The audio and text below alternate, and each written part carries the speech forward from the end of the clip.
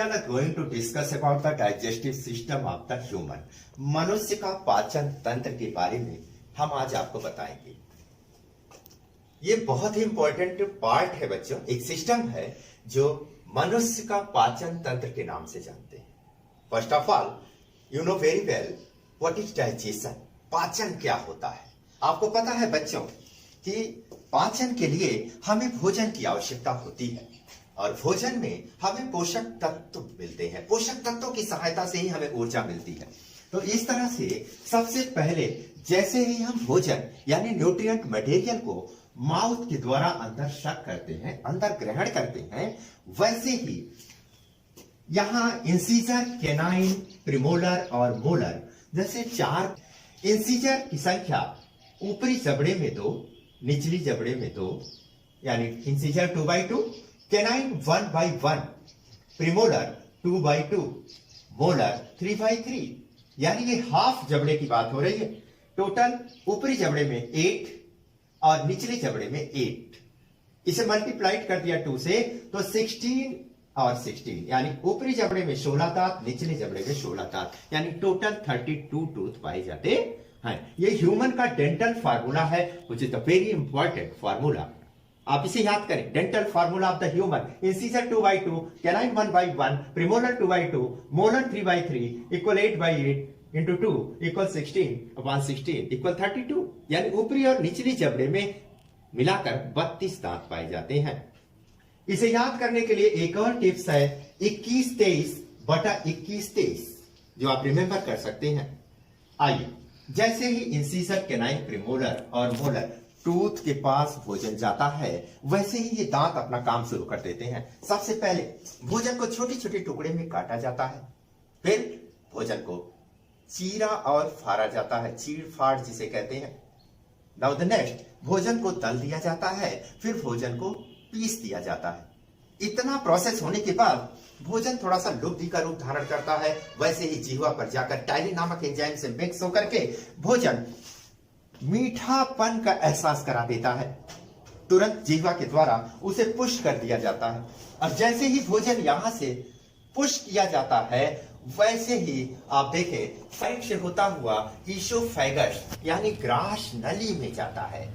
भोजन ग्रास नली से होकर जैसे ही स्टमक में पहुंचता है, स्टमक के 3 पार्ट यहां दिखाए गए। ऊपरी भाग को फंडस, बीच के भाग को कार्डियक पार्ट और नीचे पाइलोरिक पार्ट होता है। तीनों पार्ट को मिलाकर स्टमक कहा जाता है, जिसे हिंदी में आमाशय कहते हैं। आमाशय में भोजन पहुंचकर थोड़ी देर विश्राम करता है। आफ्टर दैट इसमें क्रमाकुंचन की गति होती है। एक बार संकुचन, एक बार प्रकुंचन, जिसे क्रमाकुंचन कहते हैं। इंग्लिश में पेरिस्टालसिस मूवमेंट कहते हैं।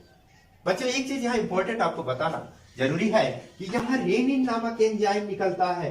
रेनिन एंजाइम का कार्य है, जैसे ही दूध आमाशय में पहुंचता है, वैसे ही रेनिन एंजाइम एक्शन करके उसे दही में बदल देता है। अक्सर आपने देखा होगा बच्चों को जब दूध पिलाया जाता है, वो तुरंत अगर वोमिटिंग करते हैं तो दही के रूप में बाहर निकलता है। The basic reason is behind this enzymatic action, rennin की वजह से ऐसा होता है। Now the next, HCl hydrochloric अम्ल यहाँ पाया जाता है, जो भोजन के माध्यम को अम्लीय बनाता है। ठीक है, यानी एस्टिक और बेस जो यहाँ बनता है, ये सब हाइड्रोक्लोरिक यानी HCl की उपस्थिति के कारण होता है। तो तीनों पार्ट मिलकर स्टमक का निर्माण कर देते हैं। इसी के जस्ट नीचे आप देखें तो पैंक्रियाज, कुत्ते की जिह्वा के आकार की अथवा लीफ लाइक स्ट्रक्चर, जिसे पैंक्रियाज या अग्नाशय कहते हैं। अग्नाशय एक ग्रंथि है जिसमें अल्फा, बीटा और डेल्टा सेल्स पाए जाते हैं। अल्फा, बीटा और डेल्टा सेल्स क्रमशः ग्लूकागॉन, इंसुलिन और सेरोटोनिन नामक हार्मोन स्रावित करते हैं। इंसुलिन की कमी से या अधिकता से मधुमेह रोग, जिसे डायबिटीज भी कहते हैं, हो जाता है। यानी ग्लूकोज का लेवल ब्लड में बढ़ जाना अथवा घट जाना दोनों हार्मफुल होता है। ये इंसुलिन हार्मोन के कारण होता है, जो हमारे पैंक्रियाज में अल्फा, बीटा और डेल्टा सेल्स की वजह से स्रावित होते हैं। ये हार्मोन ग्लूकागॉन, इंसुलिन और सेरोटोनिन। बच्चों, यहीं पे ये भी इंपॉर्टेंट चीज है, लैंगरहैंस की दूपिकाएं पाई जाती हैं पैंक्रियास के अंदर, जिसमें अल्फा बीटा और डेल्टा सेल्स पाई जाती हैं। बहुत इंपॉर्टेंट क्वेश्चन है, आइसोलेट्स ऑफ लैंगरहैंस कहां पाई जाती हैं, यानी लैंगरहैंस की दूपिकाएं कहां पाई जाती हैं? आप कहेंगे पैंक्रियास यानी अग्नाशय में पाई जाती हैं, जहां अल्फा बीटा डेल्टा सेल्स होते हैं, क्रमशः ग्लूकागॉन, इंसुलिन और सेरोटोनिन नामक हार्मोन स्रावित करते हैं। नाउ द नेक्स्ट, ऊपर आप देखें तो कुछ कत्थई भूरे कलर की लीवर जैसी संरचना पाई जाती है, जिसे हम यकृत हिंदी में कहते हैं, जिसे हम जिगर भी कह सकते हैं, इसे कलेजी के नाम से भी लोग कहते हैं। तो इस तरह से इसका एक और नाम है जो कि बहुत इंपॉर्टेंट है बच्चों, जिसे हेपर कहा जाता है। कभी कभी हेपर के कार्य पूछ लिया जाता है तो बच्चे सरप्राइज हो जाते हैं कि हेपर किसे कहते हैं। तो हेपर इसी लीवर को ही कहते हैं, लीवर, हेपर, यकृत या जिगर, किसी नाम से आप इसे जान सकते हैं। लीवर एक लार्जेस्ट ग्लैंड है जो ह्यूमन की बॉडी में पाई गई है। ये लीवर या यकृत में रीजनरेशन की अपार क्षमता होती है। बच्चों, अगर लीवर, किसी के लीवर को काट करके थोड़ा सा पार्ट किसी को डोनेट कर दिया जाए तो उसका लीवर पूरी आकृति ले लेता है और ये कटा हुआ भाग भी अपने शेप में आ जाता है। यानी लीवर भी हम डोनेट कर सकते हैं। ये बहुत बड़ी मेडिकल में एक क्रांति है कि लीवर को भी हम डोनेट कर सकते हैं। किसी के लीवर को, अगर लीवर खराब है तो हम उसे लीवर दान दे सकते हैं। तो इस तरह से ये बहुत इंपॉर्टेंट ग्लैंड है जो बॉडी के अंदर सबसे बड़ी ग्रंथि के रूप में जाना जाता है। लीवर का बहुत इंपॉर्टेंट फंक्शन हम 2-3 यहां हाईलाइट कर दे रहे हैं बच्चों। लीवर ग्लूकोज को ग्लाइकोजन तथा ग्लाइकोजन को ग्लूकोज में कन्वर्ट करने में मदद करता है।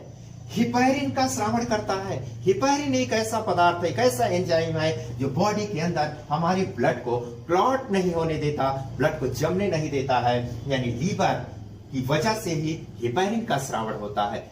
यहीं से 1.5 लीटर बाइल जूस निकलता है, जिसे हम पित्त रस कहते हैं, और पित्त रस इसी गाल ब्लैडर में स्टोर हो जाता है। गाल ब्लैडर में पित्त रस स्टोर होकर के ये कॉमन डक्ट के माध्यम से जाकर के फिर कॉमन बाइल डक्ट के माध्यम से पैंक्रियाटिक डक्ट से होकर के आगे बढ़ा दिया जाता है, जो इंटेस्टाइन में पहुंच करके फैटी सब्सटेंसेस को डाइजेस्ट करने में मदद करता है।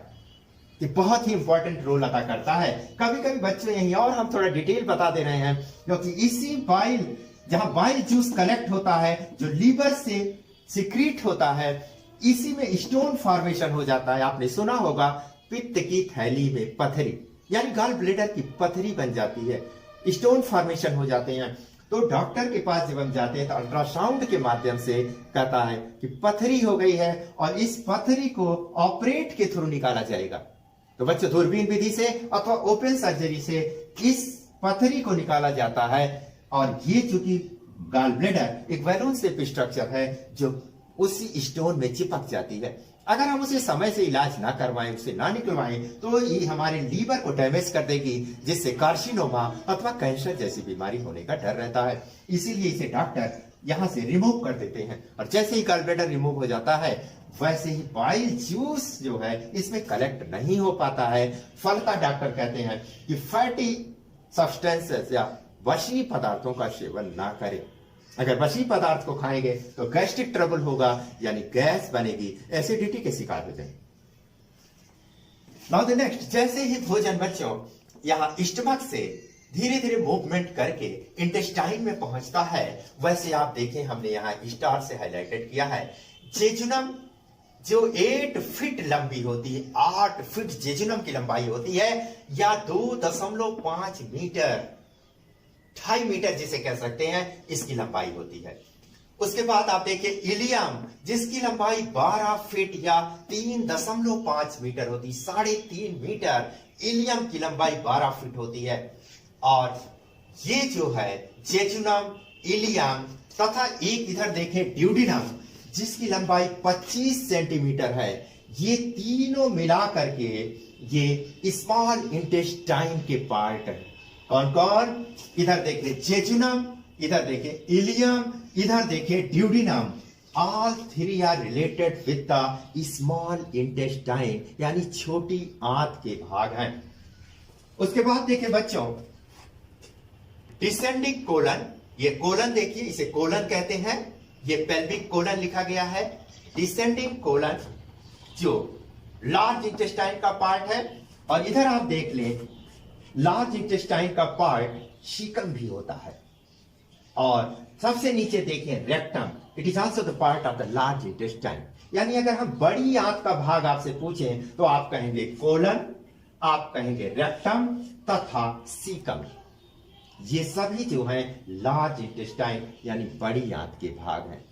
तो इस तरह से बच्चों, भोजन आंत में पहुंचकर पूरी तरह से रसांकुर या विलाई के माध्यम से पच करके जो भोजन होता है वो एब्जॉर्व कर लिया जाता है, अवशोषित कर लिया जाता है। अवशोषित होने के उपरांत वो ब्लड को डोनेट कर दिया जाता है, यानी ब्लड में पहुंचा दिया जाता है। लेकिन यही कुछ अनडाइजेस्टेड मटेरियल होते हैं जो रेक्टम के थ्रू, रेक्टम में आते हैं। रेक्टम माने मलाशय होता है जिसमें अनैच्छिक पेशी होती है, वो टॉक्सिक सब्सटेंस होते हैं, they are poisonous substance, we can not stay more time in the rectum. उससे हम अपनी रेक्टम या मलाशय में ज्यादा देर तक नहीं रोक सकते।